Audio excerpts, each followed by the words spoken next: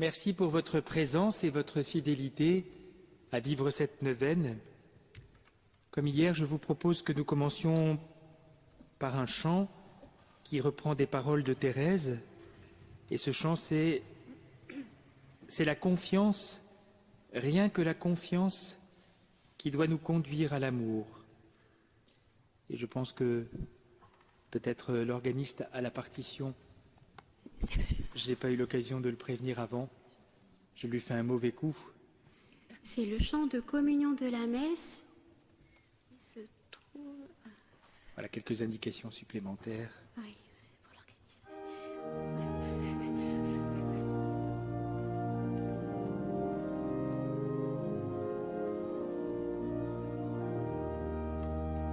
C'est la confiance, rien que la confiance qui doit nous conduire à l'amour. C'est la confiance, rien que la confiance qui doit nous conduire à l'amour.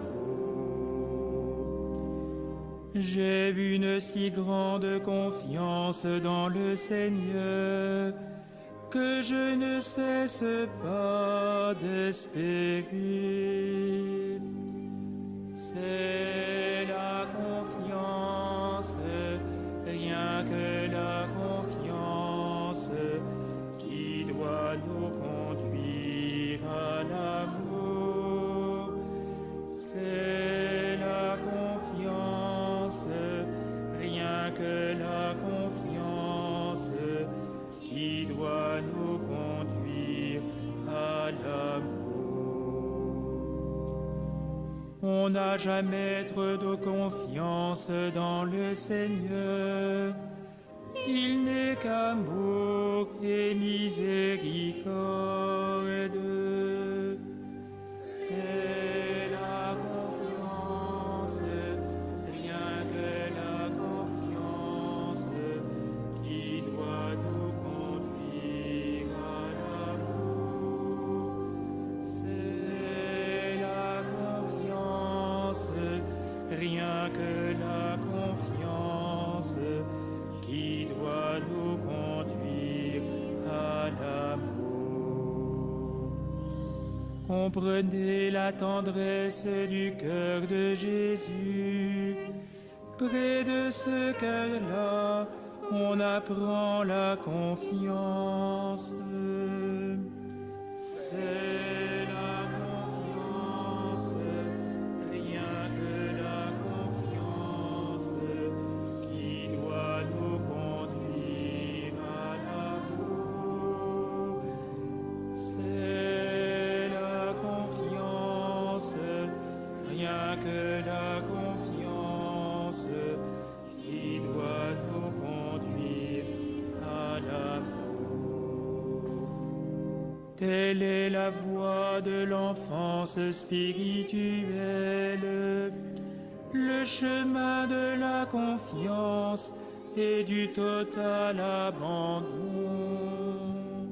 C'est la confiance, rien que la confiance qui doit nous conduire à l'amour.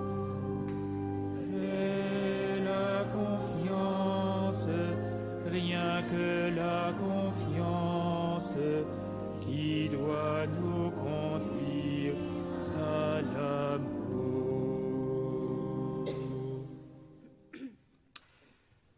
Il y a beaucoup de thèmes qui peuvent être abordés dans la doctrine de Thérèse.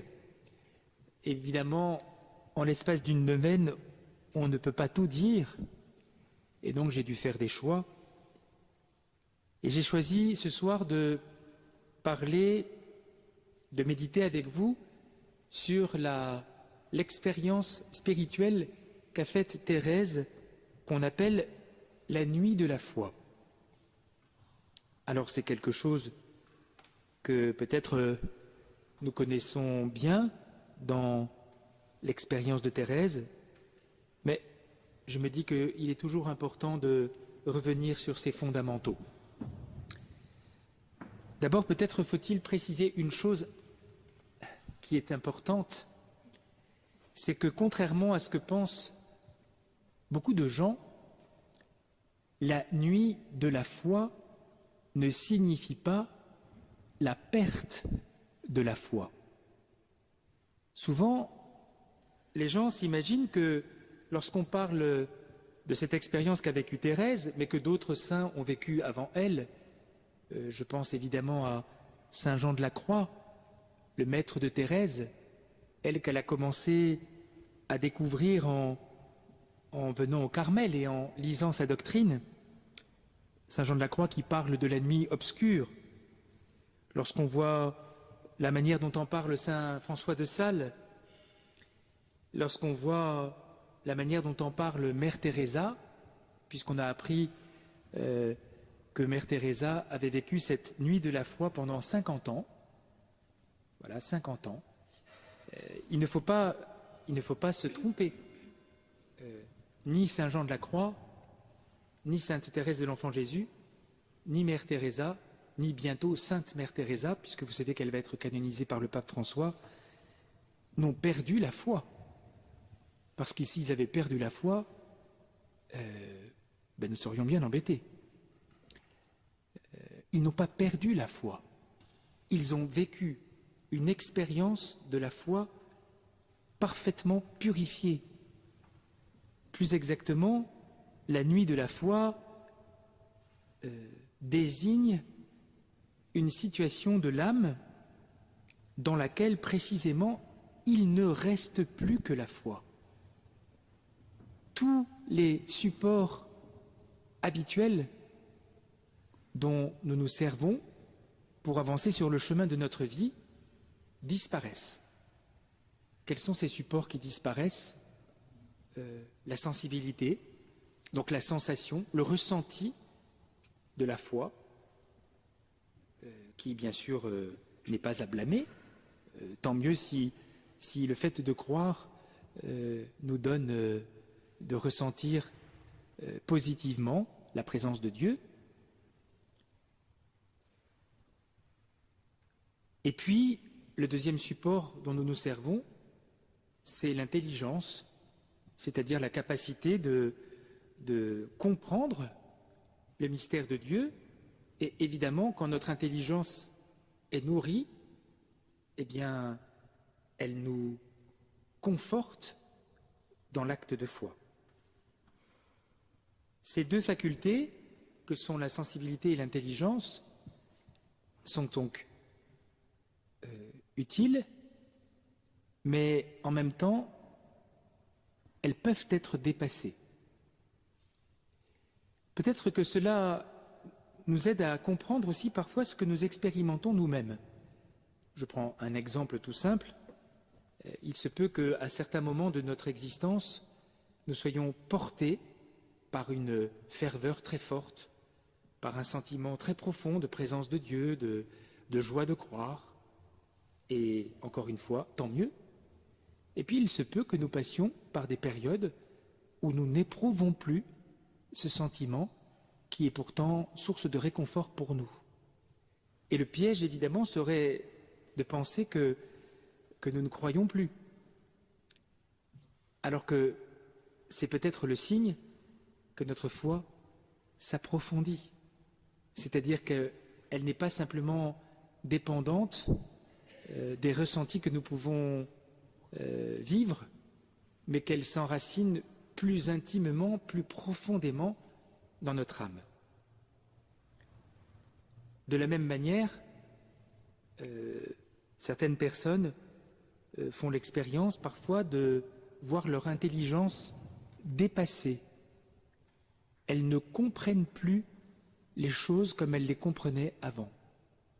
Et c'est parfois l'occasion, là aussi, d'inquiétude, en pensant que si on ne comprend plus l'expérience de foi, c'est que peut-être on est en train de perdre la foi. C'est peut-être aussi le signe que nous vivons une foi plus profonde. En fait, la sensibilité comme l'intelligence nous orientent vers Dieu, nous permettent de nous approcher de Dieu, mais à dire vrai, la seule attitude, la seule faculté qui nous permet vraiment d'atteindre Dieu, c'est la foi. C'est le moyen le plus approprié pour toucher Dieu. Vous vous rappelez dans l'Évangile l'expérience de cette femme qui a des pertes de sang et qui se dit « Si j'arrive à toucher le vêtement de Jésus, je serai guérie ». Alors elle se faufile dans la foule, elle arrive à s'approcher de Jésus et quand elle touche le vêtement de Jésus, une force sort de Jésus et elle est guérie. Et Jésus se retourne en disant « Qui m'a touché ?» Et la femme toute craintive se présente à Jésus. Et Jésus lui dit « Ma fille, ta foi t'a sauvée. » Qu'est-ce qu'elle a expérimenté, cette femme? Que, en mettant toute sa confiance en Jésus, en touchant le vêtement de Jésus, elle a suscité une réponse de la part de Jésus. La foi est le moyen le plus approprié pour toucher Dieu. C'est pour ça que, frères et sœurs, il faut se réjouir des actes de foi que nous pouvons poser en cette vie. Nous n'avons que cette vie pour vivre dans la foi. Dans l'éternité, nous serons dans la claire vision, mais ici-bas, notre manière de rejoindre Dieu, c'est de poser des actes de foi. Et rassurez-vous, vous en posez souvent. Vous en posez en particulier quand vous venez à la messe et quand le prêtre élève l'hostie au moment de la consécration, vous posez un acte de foi. Vous croyez à la présence de Jésus. Peut-être se peut-il que vous ressentiez quelque chose à ce moment-là, une grande émotion, tant mieux. Mais si ce n'est pas le cas, c'est tant mieux aussi. Et puis, votre intelligence vous dit-elle peut-être que vous avez raison de croire parce que Jésus a dit ceci est mon corps et que s'il l'a dit, cela se réalise. Et puis il se peut que vous ne ressentiez rien et que même votre intelligence soit troublée devant ce mystère. Et là, vous avez un accès à Dieu qui est encore plus magnifique, c'est l'acte de foi. Seigneur, je crois. Et lorsqu'on parle de la nuit de la foi à propos de Thérèse, encore une fois, mais ça ne s'écrit pas de la même manière, nous ne disons pas que Thérèse a perdu la foi. J'ai parfois entendu dire des choses pareilles et je me suis permis de le rectifier auprès des personnes qui disaient cela. Thérèse n'a jamais perdu la foi, jamais. Au contraire, elle a vécu dans la foi pure. Et elle l'a fait en particulier dans ces derniers mois qui ont précédé sa mort. Vous savez que Thérèse a connu le Jeudi Saint 1896, donc un peu avant, une année avant sa mort, elle a connu sa première crise d'hémoptysie, donc le sang qui était le signe de la maladie qui allait l'emporter. Et Thérèse, le Jeudi Saint de cette année-là, 96, est toute heureuse. Elle se dit, je vais rejoindre Jésus. Et puis, se passe le Vendredi Saint, et arrive le jour de Pâques. Et contrairement à ce qu'on pourrait penser, à partir du jour de Pâques, à partir du temps pascal, Thérèse entre dans la nuit de la foi. Et elle ne sortira de la nuit de la foi que quelques instants avant son entrée dans le ciel, quand elle aura une extase au moment de sa mort, et qu'elle dira « Mon Dieu, je vous aime ». Alors Thérèse, évidemment, n'en parle pas à toutes les sœurs, pour une raison simple, c'est que c'est une expérience qui est particulièrement difficile à vivre, évidemment. et qui suppose une foi bien ancrée. Donc Thérèse n'en parle pas et elle se permettra d'en parler dans le manuscrit C, ce manuscrit C qui est donc un manuscrit adressé à Mère Marie de Gonzague, la prieure, dans laquelle Thérèse va en quelque sorte accepter de livrer l'expérience spirituelle qu'elle vit depuis plus d'1 an. Et Thérèse va en parler donc au tout début du manuscrit C. Elle va décrire ce qu'elle vit et je voudrais simplement avec vous d'abord commencer à écouter le récit de Thérèse pour comprendre ce qu'elle vit, mais surtout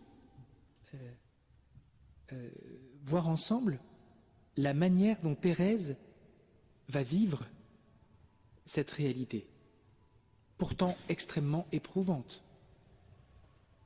Eh bien, Thérèse va la vivre, vous allez le voir, d'une manière admirable, puisqu'elle va en faire le lieu d'une intercession. Alors, je vais commencer à lire ce passage où Thérèse évoque cette entrée dans la nuit de la foi. Au jour si joyeux du temps pascal, Jésus m'a fait sentir qu'il y a véritablement des âmes qui n'ont pas la foi, qui, par l'abus des grâces, perdent ce précieux trésor, source des seules joies pures et véritables. Thérèse a toujours baigné dans un climat de foi, que ce soit dans sa famille, que ce soit dans son entourage proche, que ce soit au Carmel, évidemment. Elle a toujours connu des gens qui étaient croyants autour d'elle. Et elle avait été troublée par des propos de son oncle, Isidore Guérin, qui avait parlé de gens qui n'avaient pas la foi, qui ne croyaient pas. Et Thérèse avait été, à l'époque, avant même d'entrer au Carmel, avait été très impressionnée de penser que des personnes pouvaient ne pas avoir la foi. Aujourd'hui, c'est une réalité que nous côtoyons. Nous avons autour de nous beaucoup de gens qui n'ont pas la foi. Donc ça nous paraît un peu normal, enfin ça fait partie du paysage dans lequel nous évoluons. Imaginez-vous qu'au XIXe siècle, à Lisieux, les gens qui n'ont pas la foi ne sont pas si nombreux que cela. À l'époque, en tout cas, ils ne le disent pas. À l'époque, il y a peut-être 90%, 95% de pratiques religieuses. Et donc, on vit dans un univers dans lequel les gens ont la foi. Ce n'est pas le cas aujourd'hui pour nous. C'est la raison pour laquelle, d'ailleurs, j'aborde ce sujet avec vous ce soir. Parce que je pense que ça nous donnera quelques éléments pour comprendre comment nous-mêmes avancer dans la mission qui est la nôtre, d'être témoins de la foi dans le monde d'aujourd'hui. Et donc Thérèse est très surprise et elle accepte ce que Jésus lui fait sentir, qu'il y a véritablement des âmes qui n'ont pas la foi. Il permit que mon âme fût envahie des plus épaisses ténèbres et que la pensée du ciel si douce pour moi, la pensée du ciel si douce pour moi, c'est ce que j'exprimais tout à l'heure, le fait qu'on ait des sentiments heureux à penser à la vie avec Dieu, à la perspective du ciel. Voilà que la foi est source de joie. Il permit que mon âme fût envahie par des épaisses ténèbres, que la pensée du ciel, si douce pour moi, ne soit plus qu'un sujet de combat et de tourment. Cette épreuve ne devait pas durer quelques jours, quelques semaines, elle devait ne s'éteindre qu'à l'heure marquée par le bon Dieu, et cette heure n'est pas encore venue. Thérèse écrit le manuscrit C, si ma mémoire est bonne, en juin 1897, donc quelques mois avant sa mort. Et ce qu'elle écrit à Mère Marie de Gonzague, c'est donc que l'épreuve qu'elle connaît depuis Pâques 1896, non seulement n'a pas cessé, mais qu'elle est toujours présente. Je voudrais pouvoir vous exprimer ce que je sens, mais hélas, je crois que c'est impossible. Comment mettre des mots sur cette expérience dans laquelle les sens, la sensibilité et l'intelligence sont en quelque sorte court-circuités, ne fonctionnent plus, ne sont plus les supports habituels pour soutenir notre démarche de foi. Donc elle va essayer de mettre des mots, mais elle se rend compte que c'est difficile. Il faut avoir voyagé sous ce sombre tunnel pour en comprendre l'obscurité. Je vais cependant essayer de l'expliquer par une comparaison. Alors on va suivre Thérèse qui va essayer de nous dire comment elle perçoit les choses. Je suppose que je suis né dans un pays environné d'un épais brouillard. Jamais je n'ai contemplé le riant aspect de la nature, inondée, transfigurée par le brillant soleil. Dès mon enfance, il est vrai, j'entends parler de ces merveilles. Je sais que le pays où je suis n'est pas ma patrie, qu'il en est un autre vers lequel je dois sans cesse aspirer. Ce n'est pas une histoire inventée par un habitant du triste pays où je suis, c'est une réalité certaine, car le roi de la patrie au brillant soleil est venu vivre 33 ans dans le pays des ténèbres. Je reprends un peu ce que dit Thérèse, c'est finalement l'expérience que nous faisons. Ni vous, ni moi n'avons l'expérience du ciel. C'est un acte de foi que nous posons. Et cet acte de foi, nous le posons pourquoi? Eh bien parce que, en particulier, Jésus nous parle du ciel. Jésus nous dit que nous sommes faits pour le ciel. Et donc, c'est bien ce que dit Thérèse, le roi qui est venu passer 33 ans chez nous et qui nous a parlé de cette patrie pour laquelle nous sommes faits. Hélas, les ténèbres n'ont point compris que ce divin roi était la lumière du monde. Voilà, donc tout le monde n'a pas accepté cela. Alors elle continue. Je me disais que la certitude d'aller un jour loin du pays triste et ténébreux m'avait été donnée dès mon enfance. Non seulement je croyais d'après ce que j'entendais dire aux personnes plus savantes que moi, mais encore, je sentais au fond de mon cœur des aspirations vers une région plus belle. Thérèse a toujours entendu parler du ciel. Ses parents, sa famille, au Carmel, elle a toujours entendu parler du ciel. Et donc, elle aspire à ce ciel, évidemment, puisqu'elle en a entendu parler.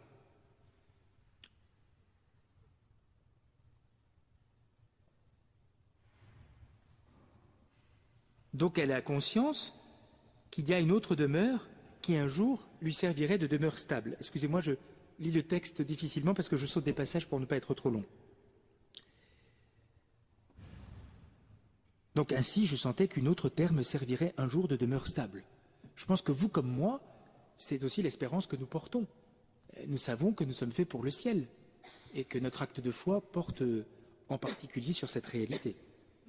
Non pas pour fuir le présent, mais pour donner du sens au présent dans lequel nous sommes.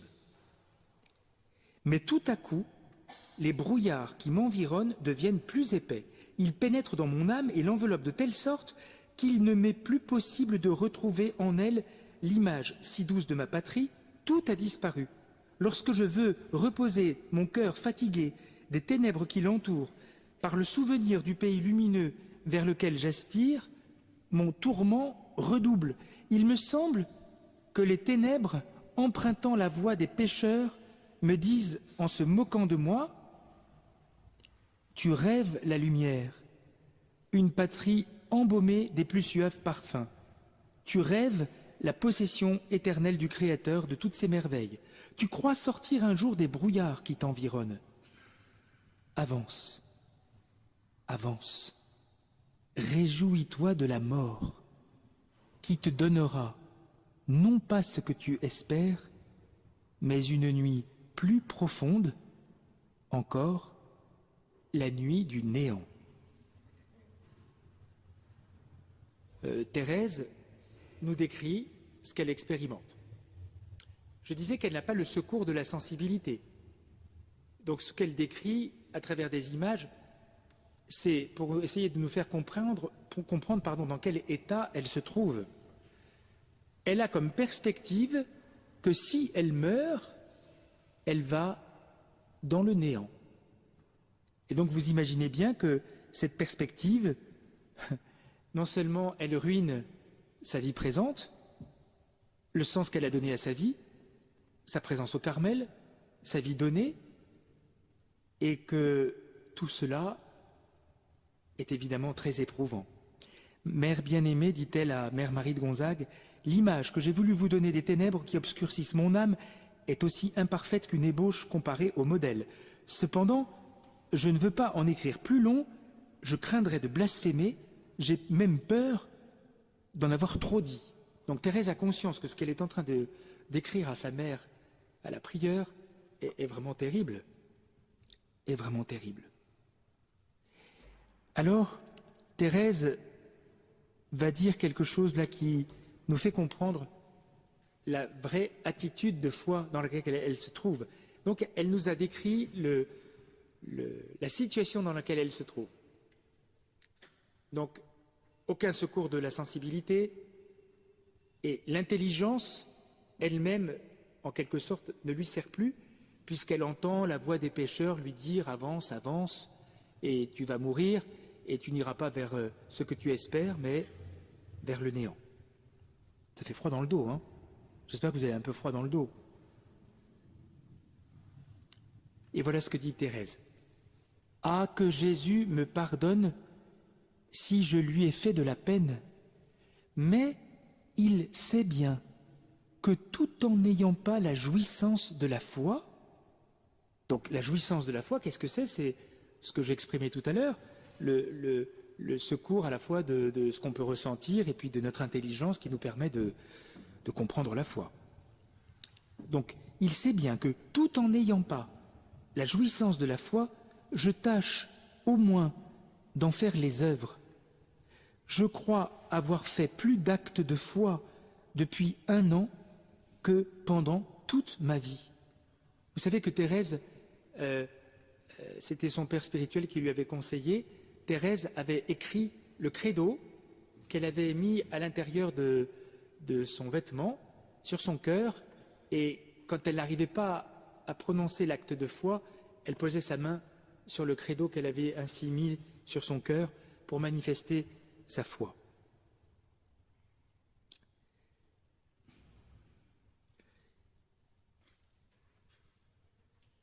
Et alors il y a quelque chose qui est évidemment impressionnant que je vais dire maintenant. Aussi, malgré cette épreuve,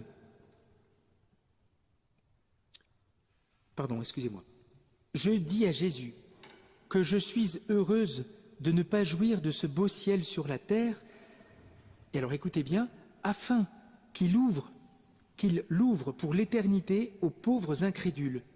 Aussi, malgré cette épreuve qui m'enlève toute jouissance, je puis cependant m'écrier « Seigneur, vous me comblez de joie par tout ce que vous faites. Car est-il une joie plus grande que celle de souffrir pour votre amour? Plus la souffrance est intime, moins elle paraît aux yeux des créatures, plus elle vous réjouit, ô mon Dieu. Mais si par impossible vous deviez vous-même ignorer ma souffrance, je serais encore heureuse de la posséder si par elle je pouvais empêcher ou réparer une seule faute commise contre la foi. » Voilà, nous commençons à comprendre comment Thérèse vit cette épreuve de la nuit de la foi. C'est une épreuve terrible. Elle en a fait la description et en faisant la description, elle dit à sa mère « J'ai peur même d'en avoir trop dit ». Comment Thérèse va-t-elle gérer cette situation? Non pas en sombrant, non pas en étant désespérée, mais précisément, et c'est évidemment le génie de Thérèse et le mystère de sa sainteté, Thérèse va utiliser cette situation dans laquelle elle est, non pas pour en vouloir à Dieu, non pas pour récriminer contre Dieu, mais pour offrir cela pour ceux qui ne croient pas. Thérèse s'est rendue compte qu'il y avait des âmes qui n'avaient pas la foi. Et pour Thérèse, c'est incompréhensible. Incompréhensible, ou en tout cas c'est particulièrement douloureux. Mais Thérèse ne juge pas ces personnes qui n'ont pas la foi. Thérèse ne va pas leur en vouloir. Thérèse offre sa vie, sa souffrance, la douloureuse expérience spirituelle qu'elle est en train de vivre, précisément pour que ces personnes puissent découvrir la joie de la foi. Alors je reviens un tout petit peu en arrière, parce qu'en fait Thérèse, en écrivant tout cela, elle en parle déjà un tout petit peu. Et elle en parle au cœur de ce que je viens de lire. Et donc je vais le retrouver. Seigneur, votre enfant l'a comprise, votre divine lumière. Elle vous demande pardon pour ses frères. Pour ses frères, c'est-à-dire ceux qui ne croient pas. Elle accepte de manger aussi longtemps que vous le voudrez le pain de la douleur et ne veut point se lever de cette table remplie d'amertume où mangent les pauvres pécheurs avant le jour que vous avez marqué. Donc Thérèse dit à Jésus, eh bien, je suis prête à partager cette situation dramatique que vivent ceux qui ne croient pas. Et c'est pour ça qu'elle parle de cette table où elle accepte de s'asseoir, cette table remplie d'amertume où mangent les pauvres pécheurs. Mais aussi, donc c'est Thérèse qui continue à parler, elle parle à Jésus, mais aussi ne peut-elle pas dire en son nom, au nom de ses frères, « Ayez pitié de nous, Seigneur, car nous sommes de pauvres pécheurs.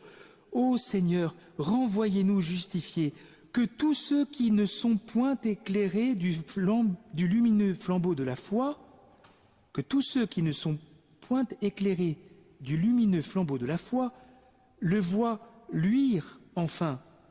Ô Jésus, s'il faut que la table souillée par eux soit purifiée par une âme qui vous aime, je veux bien y manger seul le pain de l'épreuve jusqu'à ce qu'il vous plaise de m'introduire dans votre lumineux royaume. La seule grâce que je vous demande, c'est de ne jamais vous offenser. » Voilà, Thérèse vit la nuit de la foi et elle se dit, c'est ce que vivent les pécheurs qui ne croient pas. Et au lieu de les juger, de les mépriser, Thérèse désire qu'ils soient illuminés par le flambeau lumineux de la foi. Et comment va-t-elle obtenir cela? En acceptant de vivre cette épreuve pour eux. Elle accepte de s'asseoir à la table des pécheurs, elle accepte de vivre cette terrible expérience pour que ceux qui n'ont pas la foi puissent être touchés par la foi, puissent être touchés par le Seigneur, être éclairés par sa lumière. Alors, je ne vais pas plus développer cela parce que nous arrivons à la fin, mais simplement,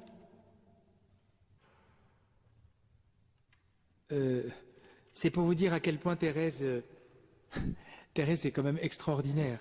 Elle dit à Mère Marie de Gonzague, « Ma mère bien-aimée, je vous parais peut-être exagérer mon épreuve.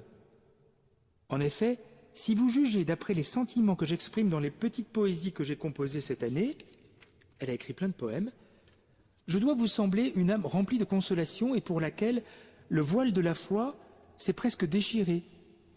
Et cependant, ce n'est plus un voile pour moi, c'est un mur qui s'élève jusqu'aux cieux et couvre le firmament étoilé. Lorsque je chante le bonheur du ciel, et elle le fait dans ses poèmes, elle n'arrête pas de le faire, lorsque je chante le bonheur du ciel, l'éternelle possession de Dieu, je n'en ressens aucune joie, car je chante simplement ce que je veux croire. Parfois, il est vrai, un tout petit rayon de soleil vient illuminer mes ténèbres. Alors l'épreuve cesse un instant, mais ensuite, Le souvenir de ce rayon, au lieu de me causer de la joie, rend mes ténèbres plus épaisses encore.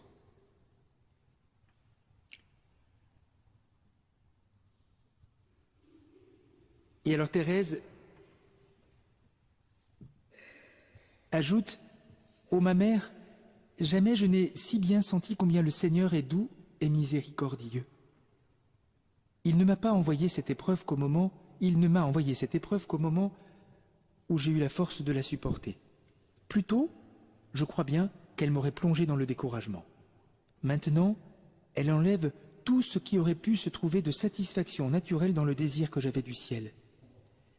Mère bien-aimée, il me semble maintenant que rien ne m'empêche de m'envoler, car je n'ai plus de grand désir, si ce n'est celui d'aimer jusqu'à mourir d'amour. » Thérèse fait de l'expérience de la nuit de la foi le lieu d'une intercession pour ceux qui n'ont pas la foi.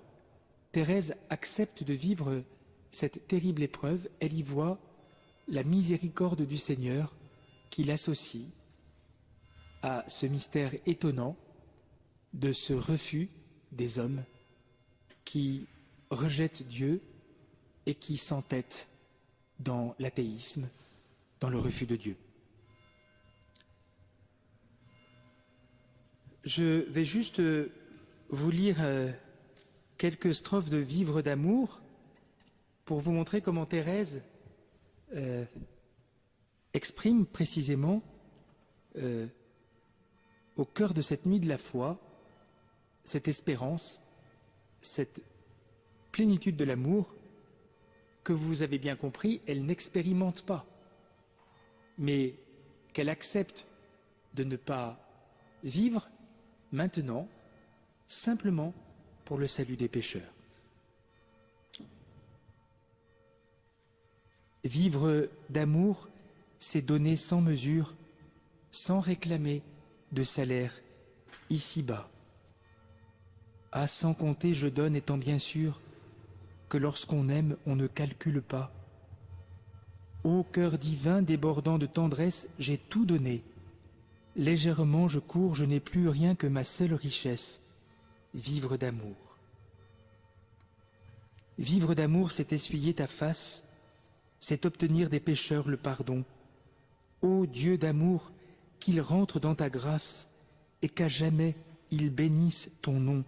Jusqu'à mon cœur retentit le blasphème. Pour l'effacer, je veux chanter toujours ton nom sacré, je l'adore et je l'aime, je vis d'amour. Et Thérèse termine mourir d'amour, c'est un bien doux martyre, et c'est celui que je voudrais souffrir. Ô chérubin, accordez votre lyre, car je le sens, mon exil va finir. Flamme d'amour, consume-moi sans trêve, vis d'un instant, ton fardeau m'est bien lourd. Divin Jésus, réalise mon rêve, mourir d'amour. Tout cela, Thérèse l'écrit alors qu'elle n'a pas, encore une fois, la jouissance de ses perspectives. Mourir d'amour, voilà mon espérance, quand je verrai se briser mes liens, mon Dieu sera ma grande récompense. Je ne veux point posséder d'autres biens. De son amour, je veux être embrasé, je veux le voir m'unir à lui toujours. Voilà mon ciel, voilà ma destinée, vivre d'amour. Je termine en vous disant simplement que si j'ai souhaité vous parler de cette expérience de Thérèse, que nous ne vivons peut-être pas de cette manière-là, parfois il y a des gens qui me disent « Mon père, je crois que je suis en train de vivre la nuit de la foi », et je dis aux gens « Ça fait combien de temps que vous ne vous êtes pas confessé ?» Et les gens me disent « Oh, ça fait plusieurs années ». Je dis « Écoutez, dans ce cas-là, commencez par vous confesser, ça ira beaucoup mieux. » Voilà. Souvent, ce que nous appelons nuit de la foi, c'est surtout le fait que notre âme n'est pas très bien disposée à aimer Dieu. Donc c'est pas donné à tout le monde de vivre la nuit de la foi. Mais en revanche, si j'ai voulu développer ce point, c'est pour vous aider les uns et les autres, pour nous aider les uns et les autres à porter un autre regard sur ceux qui ne croient pas. Il me semble que peut-être nous avons parfois un regard de mépris sur les gens qui ne partagent pas notre foi, qui sont incroyants, et nous les regardons de haut. Et je pense que nous n'avons pas suffisamment conscience de la grâce que représente le fait de croire en Jésus. Et que ceux qui sont privés de cette foi en Jésus, il leur manque tout. Et que notre attitude vis-à-vis d'eux ne doit pas être une attitude de mépris, de jugement, mais une attitude d'intercession. Parce que c'est évident que le plus beau trésor que nous ayons sur la terre, c'est celui de croire. Parce que la foi, je vous l'ai dit au début, donne accès à Dieu. La foi donne Dieu. La foi permet de vivre dès à présent une réalité que nous connaîtrons dans l'éternité. Et ce n'est pas parce que nous ne ressentons pas quelque chose, ce n'est pas parce que nous sommes troublés intellectuellement par le donné de la foi que pour autant nous ne vivons pas de la foi. La foi est supérieure à ce qu'on peut, ressentir, et elle est même supérieure à ce qu'on peut comprendre de Dieu. Moi, je ne comprends pas toujours tout de Dieu. Rassurez-vous, ce que j'espère, toujours, c'est de dire à Dieu que je crois en lui et que cela, personne ne pourra me le retirer. Personne ne pourra m'empêcher de croire en Dieu. C'est la grâce que Thérèse nous a partagée, et si elle nous l'a partagée, c'est pour que nous puissions, à notre tour, être les témoins de la foi et intercéder pour ceux qui ne croient pas.